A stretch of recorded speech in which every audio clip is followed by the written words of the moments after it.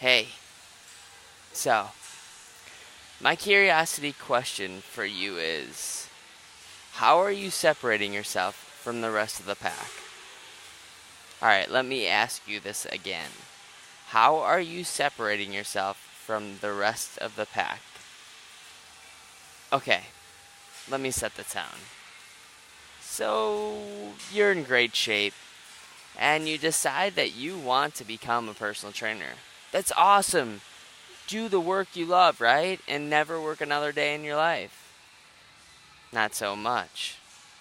I don't want to be the bearer of bad news, but to make it as a personal trainer, it's tough. I mean, the median annual wage for personal trainers is $39,210, and the lowest 10% earned is less than $19,640, and the highest 10% earn about $74,520, or $74,520. But the point of it is that personal trainers, they do have the capability to make good money and live a life that is fulfilling. And that's why it's such an attractive field to work in. You can literally transform people's lives. And if you're someone who is willing to give the middle finger to those numbers that I announced earlier and just scratch your own personal training itch, then this episode is for you, because today I have on Eric Helms. He's not only making a living as a online fitness physique coach, but he's been a personal trainer, and he's going to lay out for us how he did that and how he made the transition. And we're going to talk about many other things that I'm super excited to dive into. But if you're wondering who Eric Helms is, well, you've been missing out, first of all. Second of all, he is a coach, an athlete, an author, an educator. He's been a trainer since early 2000s. He's worked in the U.S. Air Force, commercial gyms, private training studios, medical fitness, and strength and conditioning facilities. As a part of 3DMJ, he coaches drug-free strength and physique competitors at all levels. He earned his pro status as a natural bodybuilder with the PNBA in 2011 and competes with the IPF at international level events as an unequipped powerlifter. But that only scratches the surface of who Eric really is. So, without further ado, give a huge warm welcome to the one and only Eric Helms. Thanks for having me, Logan. I appreciate that unnecessarily gracious introduction, but I will definitely take it. Yeah, well, you deserve it. I can tell already you're a very humble man, but anybody that's listening to this, please go check out 3DMJ podcast. First listen to this, of course. Please do. And check out that podcast, and check out, he is a plethora. If you just type in Google Eric Helms, the man will come up. Thanks, man. I appreciate it. Absolutely. So, Eric, I'd love to start off with, to me, I think that a lot of us end up using our greatest weaknesses, and somehow we can turn them into our greatest strengths. So, like, for you, I want to ask you with that beginning question of like, how did you get into personal training, or how did you get into working out overall and turning a potential one of your greatest weaknesses into your greatest strengths? That's a good question. I would agree with you that most character traits can be very much a double-edged sword. For example, the obsessive nature that makes most bodybuilders good at bodybuilding can also lead them towards having bodybuilding ruin their life. And I'm no different in that respect. When I first started lifting weights in 2004, it very much became I would actually say at the time, a detrimental obsession to my life. And it wasn't until I got a better handle on balancing my life with my focus on bodybuilding and lifting weights that it became something that really kind of catapulted my career forward and made me not only successful in the business side of fitness, but also happier and feel like I was making a difference in the world. And in general, making me probably a better person.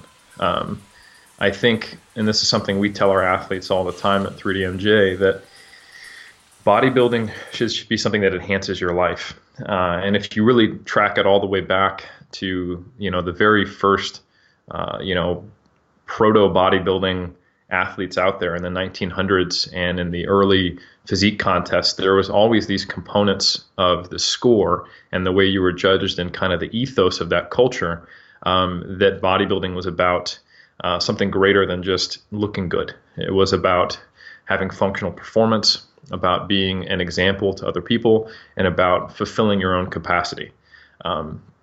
And as soon as you look up one day and you realize that bodybuilding is detracting from the rest of your life, that's when you really kind of have to rethink things. And that was what my early experiences with bodybuilding were. My first season wasn't very good in that regard. And in many ways, I was not a very good personal trainer at first. I think if you've ever heard the saying, to the man with a hammer, the world looks like a nail, I was very much treating all of my clients as though they had the same goals as me. And everyone was either doing some form of powerlifting or bodybuilding training. The nutrition plans were probably overly obsessive. Even when they weren't that restrictive, I was asking people straight off the street, hey, track your macronutrients, just get a food scale, weigh every meal you eat, don't go out to eat, and then report to me back what your protein, carbs, and fat were. And then when, of course, they couldn't do that for a lack of education, experience, and not having a clear goal, or not even having the same goal as me, because I didn't do the footwork on kind of like the motivational interviewing side of being a coach, I would blame it on them. So some of these, I would say, early failures, if you will, or having kind of the rug pulled out from underneath me and realizing that I really didn't know as much as I thought I knew, helped me craft a new approach to life where I was being a lot more open-minded, a little more humility, and trying to take a more objective look and compassionate look to myself and my clients. Oh, wow. That's a lot. I love how you're able to speak out about how you kind of failed, and you failed hard at first as a personal trainer, and I think that's probably right now the biggest problem with most people that do start out at personal training is they go, oh, everyone just wants to get ripped and be in great shape, right? Like, and that may not be the case for everybody. Some people just want to feel good again, and like you said, I think a great piece is to be able to really interview and listen to your clients when they give you an assessment, which now I've got to ask, I'd be kicking myself in the rear end if I didn't ask, like, how has actually running 3DMJ and being an interviewer or being interviewed on the other side kind of translated to becoming a better coach when you are working with a client? That's a good question. Yeah, I mean, you're right in that a lot of trainers kind of assume the goal of the clients is similar to theirs, or is kind of one of these stock standard, I want to look good naked. And the reality is that most people come to you in a state of being a little lost. They're rarely in that stage of motivation where they know exactly what they want. They've done the research, they're ready to take action, and they figured it would just be better to have a trainer guide them. Most of the time, they're in one of those earlier stages of motivation where they're contemplating and planning. And they're still trying to figure things out. So it's very easy for your biases to get transferred onto that client just by making assumptions and not even necessarily asking questions at all about what their goals are. If they're overweight and they don't feel good, maybe you assume they need to be doing hypertrophy training and fat loss, when in reality, maybe they just need to have some kind of structure to their diet, and they need to adopt some type of fun activity in their lifestyle. It could be as simple as, just having regular meal times, consuming more fruits and vegetables, and playing in an intramural softball league. Maybe they don't need to be, training, full body 3 days a week with resistance training, even if that might be, quote unquote optimal for their quote unquote objective view of the goals. I think so. How that's translated into 3D Muscle Journey has been that we have a pretty extensive application form initially, and we typically start most of our client interactions. Our first time touching base with a client is a Skype, and when we're doing our job right, we're asking a lot more questions, and then they're talking more than we are. We're not filling the air with how many grams per kg of protein they should be eating and all that stuff that may come up, but we're spending a lot of time listening because we get a much better sense of their background, where they want to go. And that's even true when we're talking about our clientele at 3D Muscle Journey, which is a small subset of people who explicitly have found us because they are interested in either physique or performance related to strength type of goals. So even in that narrow niche that we deal with, there still is a lot of listening, and it's still incredibly important to really get a feel for where someone is at and what they're bringing to the table before you just kind of make an assumption about who they are.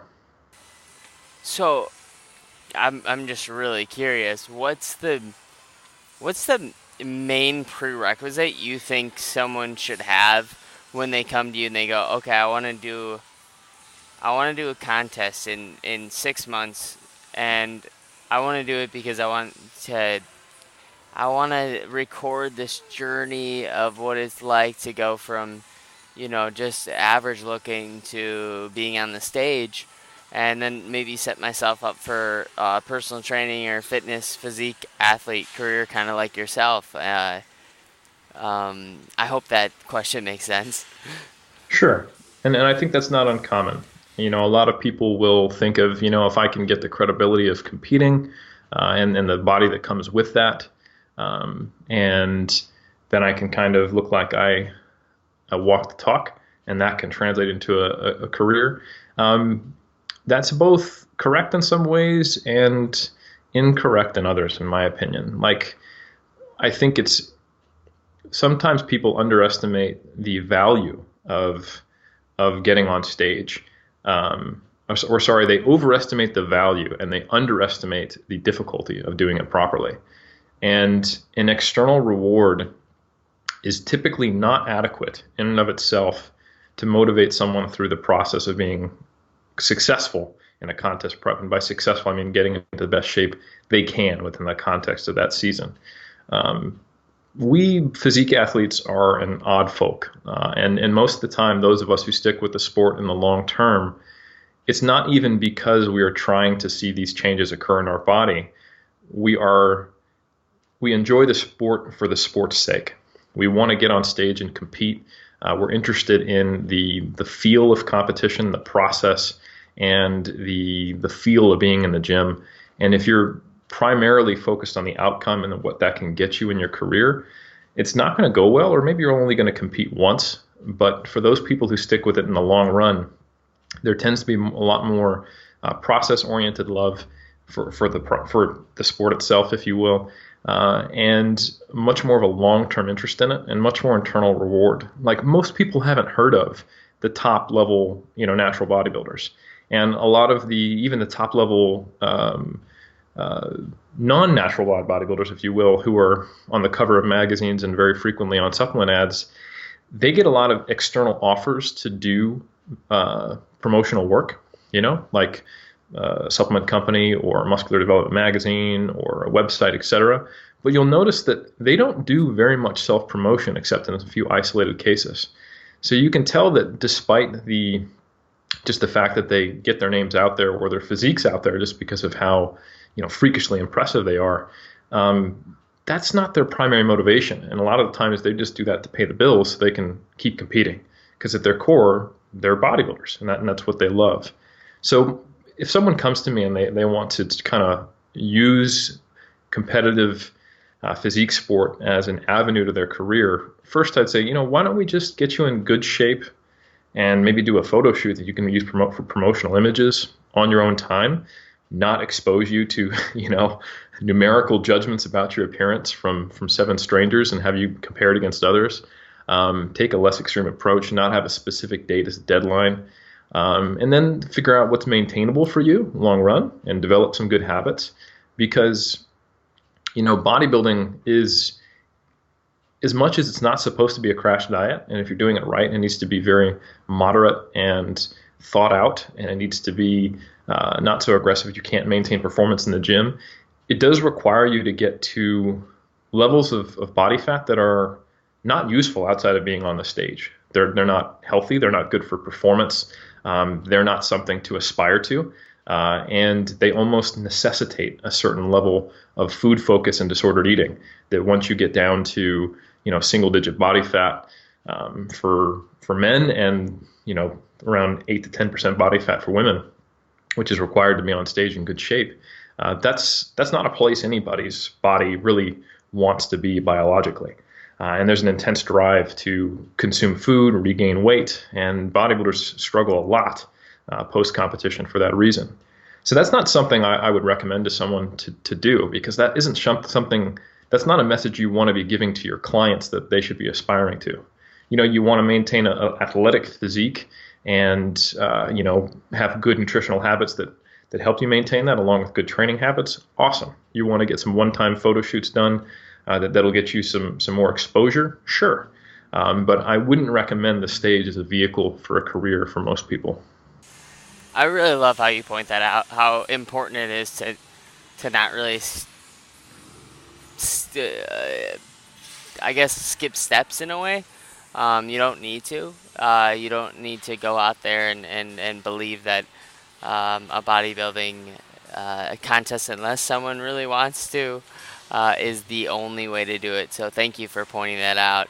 And I think, what you guys do, though, what I see you do as far as like the content that you put out is there's a lot of people that's looking for the best way, or the best program, or the best diet. When people ask you, like, hey, I'm looking for the best program, what's a program that you think is good for people that are just trying to gain some freaking muscle and feel healthy? And let's say they got a lot of time. I think a lot of people work out because they just want to like eat up time during the day. Let's face it, So what kind of program do you usually, I guess, put them on? Yeah, I mean, the question of what's the best program is often not well, it's not right in the context it's asked. Because there, of course, is no best program that it could be applied to any random person off the street, or there would be no personal trainers. We wouldn't be necessary. You could just go to bestprogram.com, and every time everyone tried that program, they all found they got the best results. Should we check and see if that domain's taken? It probably is. I guarantee you, in fact, it is. Nice. And it's probably very expensive if you want to get it, if it's not already a thing. But exactly, like, we know there isn't a one universal best fit program, and you can ask 20 different bodybuilders, and there will be similarities between what they do, but it won't be the same. It'll all be customized to their individual needs and preferences. So the only time what is the best program is an appropriate question to ask is in the context of for you. And that's important, because that means what will you keep doing for a lifetime? Because when people are coming to a personal trainer and they're looking to make fitness a part of their lives, whether they realize it or not, that is a open-ended goal that shouldn't end. If they want to maintain their fitness and their health and the beneficial mental components that come from being healthier physically, that's something that they're going to do as long as they are physically capable. Now, they don't quite get that often at first, because that's a hard thing to conceptualize. Not only am I going to totally change my lifestyle, but I'm going to maintain that changed lifestyle to a point 40 years from now, or more or less, depending on how old the client is. That's something wholly outside of their experience. So I don't expect them to have that kind of long-term view. If they did, they'd already be training for the most part. Rather, it's important to help them realize that they're not just going to be trying to train for the next 6 weeks. This isn't going to be a crash diet or a crash training program. We're looking for a long-term lifestyle change. So the question of what's optimal always has to be slaved to what's realistic. So that means that you can focus more on what is optimal when you have someone who has, I don't want to say willpower because it's not really about that, but a different level of commitment or a different goal. So for example, if a bodybuilder comes to me and I tell them, hey, if you just did, well, let's say an aspiring bodybuilder. If I told them, hey, if you just did 1 set per muscle group per week and you just did 1 full body training session, since you've never lifted weights before, you would actually make great gains. And they went, okay, that's nice, but I want to make the best gains possible. I say, okay, well, we can go all the way up to 10 sets per body part per week and train 4 days per week on an upper-lower split, and you'll make about 50% more gains. Now, a mathematician might go, hold on, I'm increasing the volume, I'm doing tenfold, but I'm only getting 50% greater gains. That doesn't seem like a very efficient use of my time. And maybe that's the perspective that many of your clients will have as a personal trainer. It's like they want to get good, noticeable results, but they don't want to spend time on diminished returns. They don't want to go from 5 sets per muscle group to 10 to only get an additional 10 or 20% gains that they probably won't even notice. That's not worth it because that's not their primary goal. But for a bodybuilder, they're willing to do probably more than they should, even for a 1% gain in many cases. So again, the point is that what is optimal is almost never the right question. The question is, how much time do you have to dedicate? What's appropriate for your current training age? What do you enjoy? What will get you motivated to go to the gym every day? And really, in the end, what can you sustain long term? And to get the best return on your investment, you might care about the absolute return on investment, like a bodybuilder, or the relative return on investment for the amount of time you invest. So if I was to have someone come to me and they're, a busy single parent who works full time and they have 2 hours a week to train, you better believe that might be circuit training with 1 set to failure on mostly machines, twice per week. But if a bodybuilder comes to me and says, hey, just tell me whatever, I'll do it, it's going to look very different. That's just an example. And if the bodybuilder did come up to you, what would that look like? Or would it just be another, it depends? Well, it does depend, but it depends on less. If a bodybuilder comes to me, I can narrow things down to saying, all right, how many days a week can you get in the gym? How long have you been training? What are you currently doing as far as your volume? And then we know certain things are probably going to be in place, 90% of the time. We're probably going to be training each muscle group at least twice per week. We're probably going to be getting at least 10 sets per muscle group per week. We're probably going to be making sure that our rest intervals are complete enough to not hinder performance. And we're probably going to be training across a spectrum of rep ranges and including some form of progressive overload, either adding reps, sets, or load over time, and including some type of cyclical recovery period, often called a deload.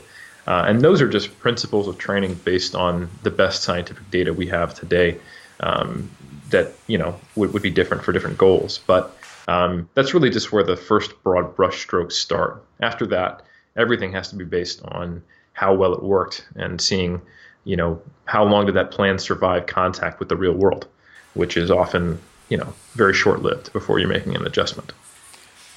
Yeah. So the one thing that really, I guess, pains me though about the fitness industry, and I think you might relate with this, is we have, and this is a topic that I have to bring up because it directly correlates to how you will stand out as a personal trainer, an online trainer, is information is not the problem, right? I think it's the application, and a lot of people know what to do, but why is it that people aren't doing it?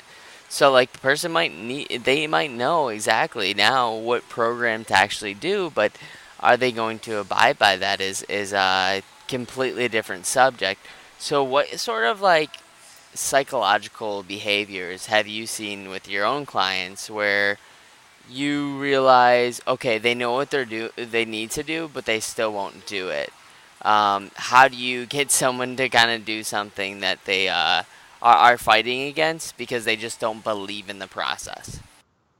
Yeah, there's a few good comments in there. For one, you're right. Typically, a lack of information is not the problem. Most people, when they are in those earlier stages of motivation and they're considering doing something about it, they're first going to go online and start looking up information. initially they're going to get drawn to quick fixes because they're not quite committed to the idea of making a change. So they want to see in what ways can they get the outcome they want without making a significant change to their lives. That's why the supplement industry is a multi-billion-dollar industry. um, and that's why things like the shake weight or all of these marketing gimmicks that are based around, get X outcome in X number of minutes per week. They're basically capitalizing on the fact that a lot of people are unhappy but aren't quite yet at that stage of change where they're ready to commit to a full lifestyle change. They want to know how they can just find one quick trick that will, change your fitness. And, trainers hate him kind of marketing really speaks to these people. And these people aren't going to go away, and I'm not going to berate them. I think it's a natural stage of learning before you get to the point where you're ready to do more. Invariably, though, these people get disappointed. The supplement doesn't work. Spending 5 minutes a week on a vibrating board doesn't fix the fact that they're 60 pounds overweight, et cetera, et cetera. And then they're willing to commit to something more.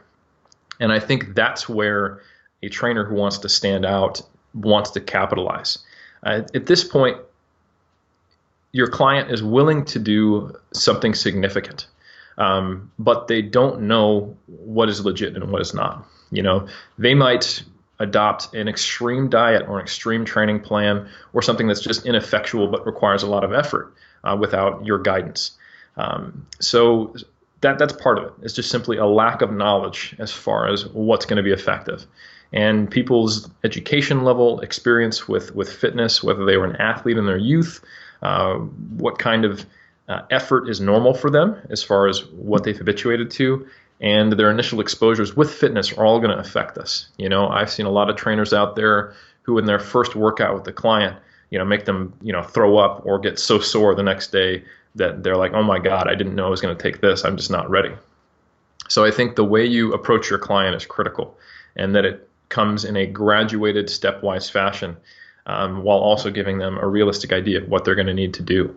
So I think some things to do initially when you first talk to a client are helping them understand that if their goals are weight loss in some way, we are going to need to create an energy deficit. There's no trick to the system.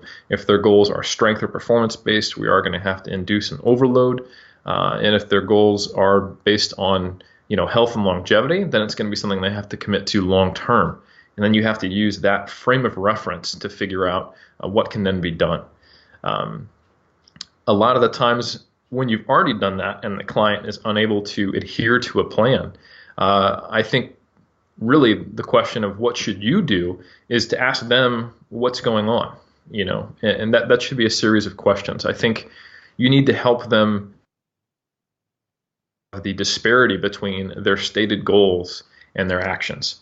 The more obvious you can make that gap in their actions between their stated goals or their intended goals, the more it opens up opportunities for them to ask themselves, why am I doing what I'm doing, and what are the barriers, so that more specific interventions can be implemented, and you can be a resource to them to help them figure out creative solutions to the things that are getting in the way between their stated intentions and their actual actions.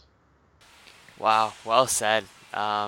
There's so much that I would love to unpack there.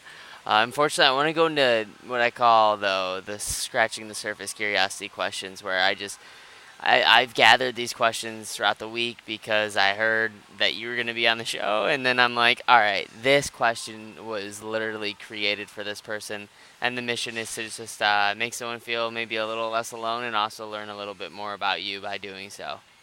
Cool. Awesome. So the first question is what I call it a sort of giving's giving question, just because this is going to make someone feel a little less alone with the way they may think of themselves. So what's an embarrassing thought that you recently had about yourself, or maybe you had about someone else? And it's just a thought and it doesn't mean much, but it's certainly something that you're ashamed about having. Yeah, I would say probably I have a lot of, I guess, what would you call imposter syndrome?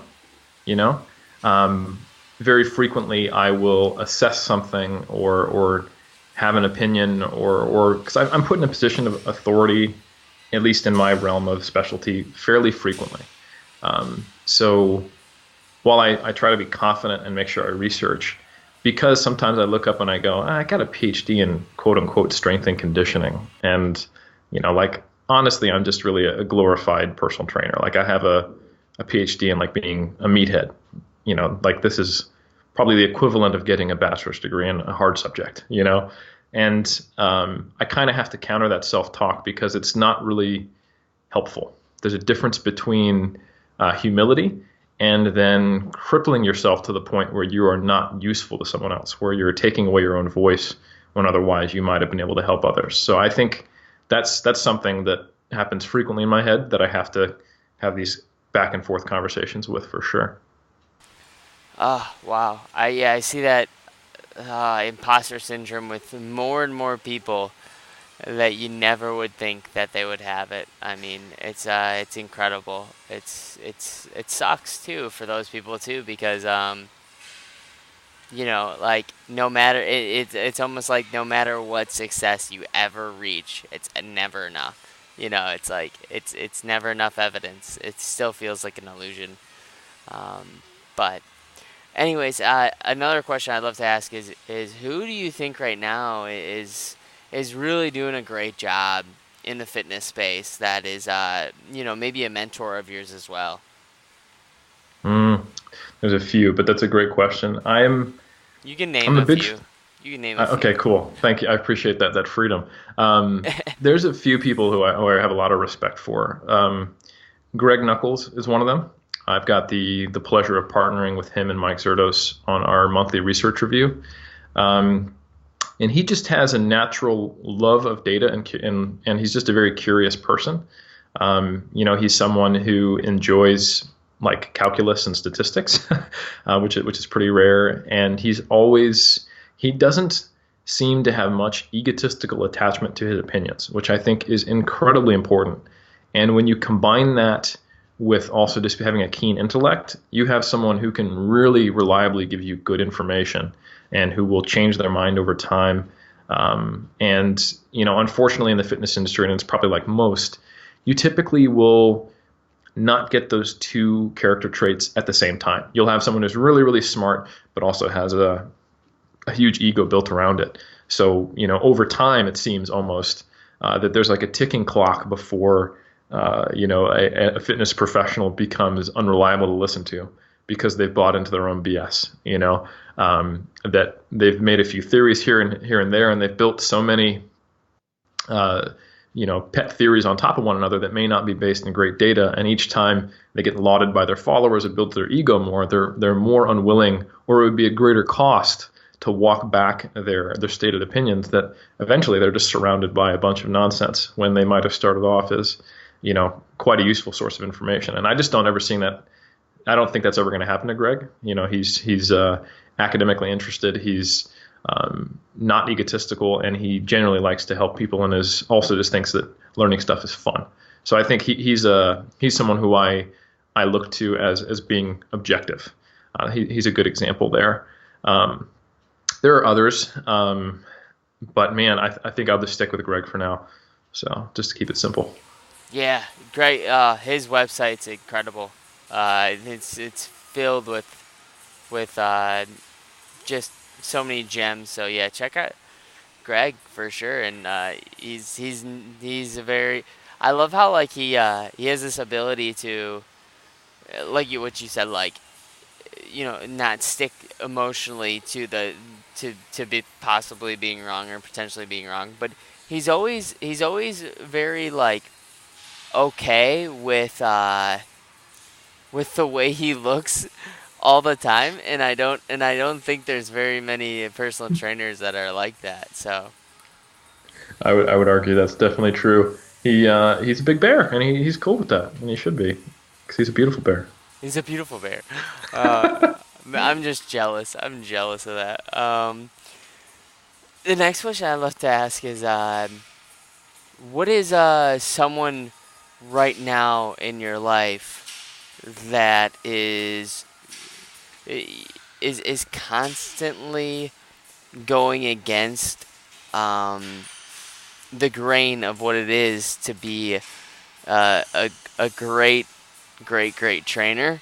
And you don't have to actually. You know what? I won't. I don't want to call anybody out, but someone that a couple of myths, I guess, that they're doing right now that is just completely untrue. And if you hear this, please don't go any closer because I just want to save a couple of listeners right now from buying into garbage, maybe with online personal training or something like that, or you just if you hear this phrase, stay away from it. Man, I think it's more of like a stance or a philosophy of the way someone acts. Um, if you find someone who's never admitted they're wrong over time, or if they are promising across the board solutions, it's the equivalent of fitness snake oil, like um, like in the medical field, we've known for a long time that pseudoscience and quacks. If you think back to the classic 1800s guy selling you the cure-all elixir that will cure everything from a stubbed toe to the common cold, that exists in the fitness world, and it's very strong. If someone gives you a one-size-fits-all nutrition information, or nutrition solution or training solution, if it's always do X to failure, or if it's very gimmicky, like it's got to last 40 seconds and you've got to do 40 reps on 40 exercises and it's all built around some random number, or if it's you have to cut out an entire food group and that works for everyone for everything, be wary of that. Be wary of the guru. The guru is someone who creates a cult of personality. And there's nothing wrong with someone having a good personality or being an authority figure, but if they give no ground, if they never speculate, if they speak in absolutes, like if they're never using likely or probably or some other times, but if they're saying that all the time, everyone, this works in all cases, or they're using a lot of exaggeration, this is extremely effective, et cetera, et cetera, and they never seem to be wrong about everything, they have an answer to everything, and they're promoting one size fits all, that's definitely someone you want to stay far away from. Oh man, thank you for being such a good interviewer, an interviewee. Because I Thank you. definitely, I was like, that question is a hard one. But that was very, very, very, very elegantly answered. And I gotta bring this up because I think most companies aren't doing stuff like this. 3DMJ has an awesome program right now where they're helping competitors or people that have recently been in really good shape get back into the maintenance mode where they're still in good shape, but they got to start eating again. And I might be one of them. So this is a selfish question too. Is someone that's really they're very obsessed with being ripped and being at a certain level of body fat all the time that to start eating more and to start gaining some fat and gaining muscle on top of it is scary. Mm. So what is a first step that they can do or take and to start, like stop hanging around the cardio machines and stop hanging around the gym so much and actually getting out there to eat more and what are the sort of natural side effects of that, meaning like, what kind of accountability should they have when they go through this? Great question, and thanks for the bit of a plug there. For the listeners, what Logan's referring to is we have the 3DMJ Vault, which is essentially kind of like our online education platform for the physique or strength interested either athlete or person. And we have a recent what we call a virtual seminar where we talked about how to transition from a contest prep period for a physique competitor, which necessitates getting very lean, to normal life. And that's by far the hardest part for most, at least novice and beginning competitors, and some long-time competitors, is that transition. In general, bodybuilders tend to be very good at gaining weight or losing weight, but the whole kind of normal habitual habits are not well established. And it's not uncommon at all for bodybuilders to get depressed post-competition and to either do one of two things, which both are not ideal, is put on a whole bunch of body fat on back very quickly and see all their hard work totally dissipate, and then actually start out at a higher body fat percentage than they even started the competition 6 or 7 months ago. Or on the other end of the spectrum, going through this cyclical process of trying to stay lean and not being able to adhere to it, overeating and hating themselves because they feel like they don't have any willpower, to then redoing it and kind of bouncing around and staying in the semi-dieted state and highly psychologically stressed state for months. So what we have is what we call the recovery diet, which just finally matches up the psychological reality with the physiological reality, and then spits out practical terms as far as what you should do. And like I alluded to earlier, there's no reason and there's no benefit, and there actually is harm being incredibly lean. And it's the very, very, very, very rare person who can just walk around at, say 6 or 7% body fat as a male, or, 12, 11% body fat as a female, and function physiologically normally and not be constantly focused on food. And that's no way to live.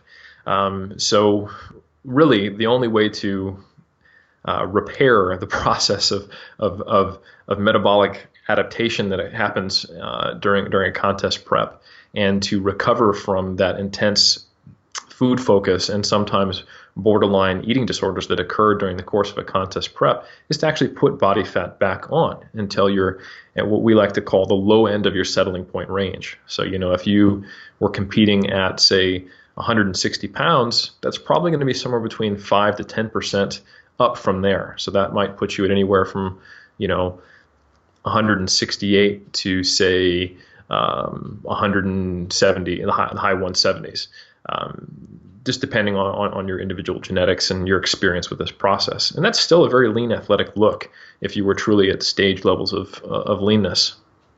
And for the competitor, this is a little easier to manage because ideally, you're doing this for a purpose. You're not just someone who wants to look lean because that's what you want. It's for the competitive outcome.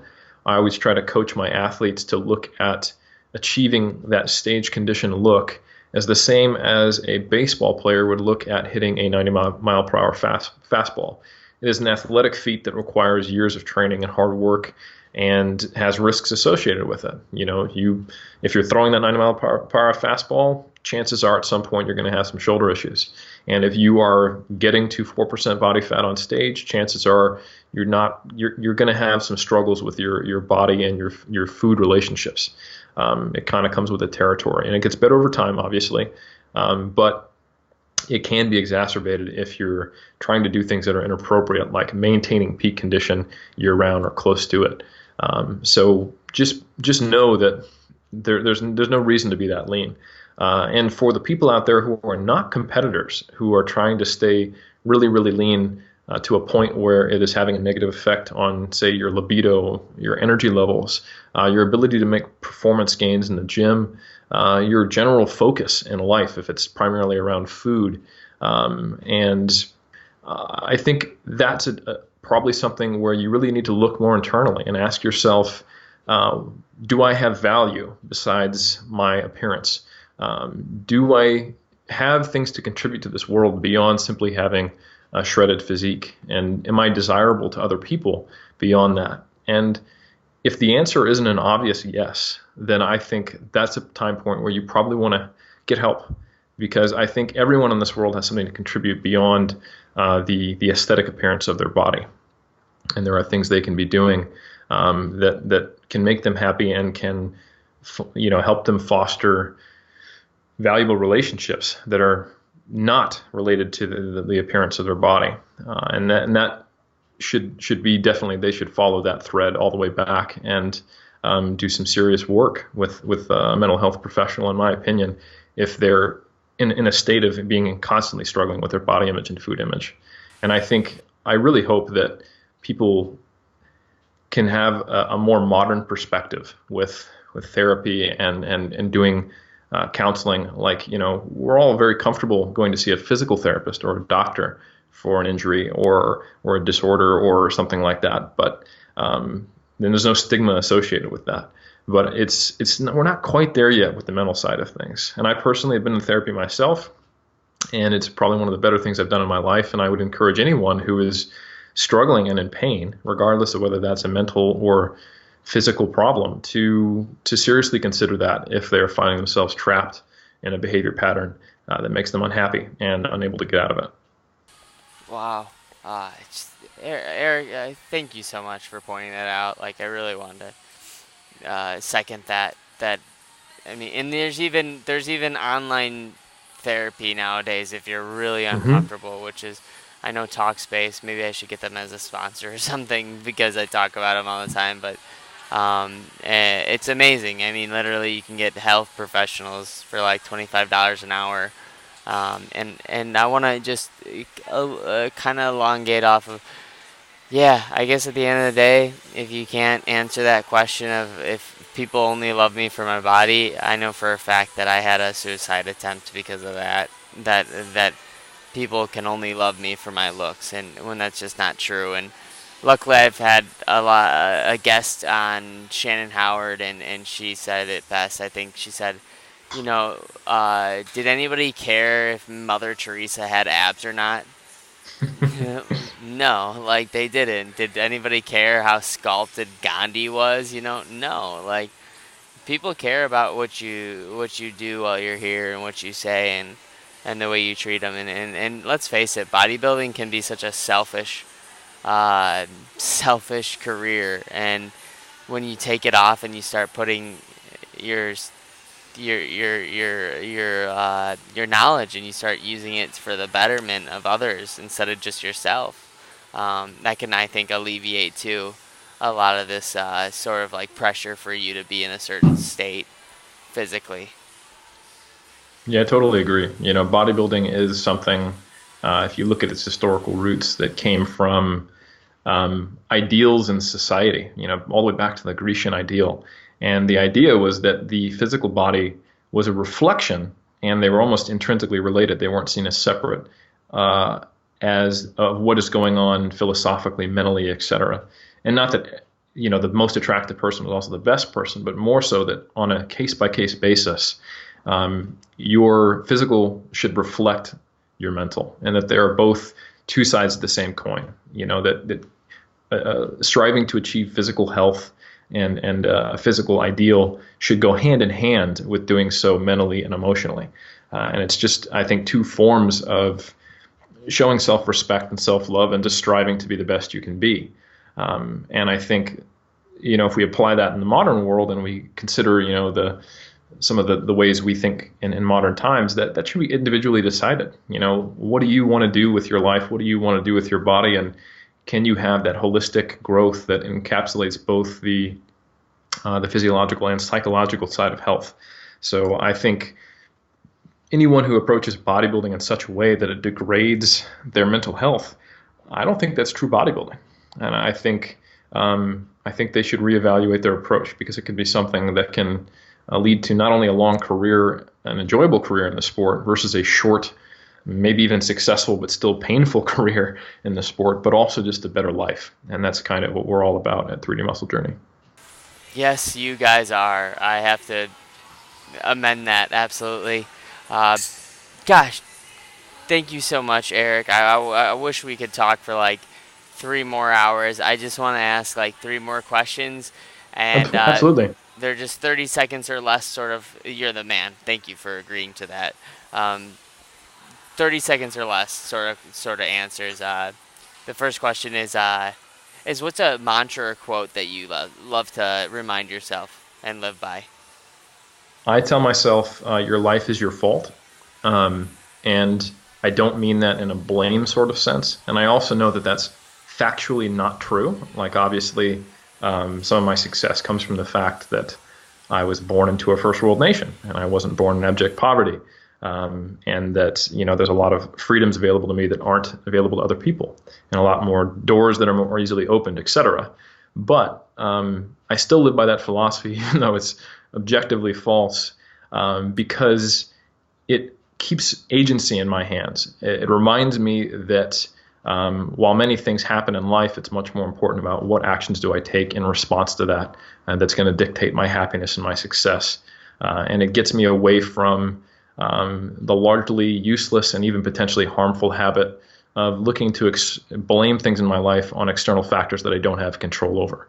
That's a short-term solve to feeling, to the pain of rejection or failure, but it is a long-term death sentence to being able to do anything about it, because you're putting agency outside of your own hands into the outside world that you can't control. Wow, that's gosh. I've never had a person or a guest or anybody ever answer that question like that. So I'm taking notes, man. That was awesome. Thanks, bro. The next question is, what's the craziest thing you've ever seen in the client? Like, for example, I've heard you guys talk about on the show, how you've had people doing less cardio and just lifting heavy weights after shows, and they're actually gaining muscle and losing fat. What's a crazy outcome? Just know anybody that's listening to this is not typical results, but what's something that you've seen that was just like, wow, it just really wowed you? We've had this is a little bit outside of the results they got, but more just something that you think you've seen it all and then you see something. We've had, I want to say, 2 clients among all of us coaches over almost 10 years now, since we've been doing this since 2009, who have actually struggled with sleep eating. So they'll sleepwalk and they'll consume food at a certain point in the diet. And so they'll wake up in bed with like a jar of peanut butter or like cereal in their hands, or sometimes we even had a client who would actually put the food back and clean up, but would only know based on when he would check the cupboard the next day. He or she would check the cupboard. I'm going to de-identify this person. Is how much food was missing or not, and that's, man, like, what do you do about that? That definitely threw us for a loop, and it's just pretty crazy to see what can happen out there when you stress the body. Yeah. That is crazy. That is Yeah. nuts. Oh, shout out to John Nelson, the father of myself. He does that, actually. He used to sleep and eat. It was crazy. He would just be sleeping, clearly sleeping, eyes closed, and open up pretzels and just start munching. And it just goes to show you, though, how, like, important it is, though, for our conscious brain to be trained correctly. So when we, tap while we're sleeping, to be thinking about food constantly and consciously, and like you guys so eloquently do, is change someone's focus. And when they change their focus during the conscious thoughts, when they have those subconscious thoughts, it's not going, oh, I need food. I'm in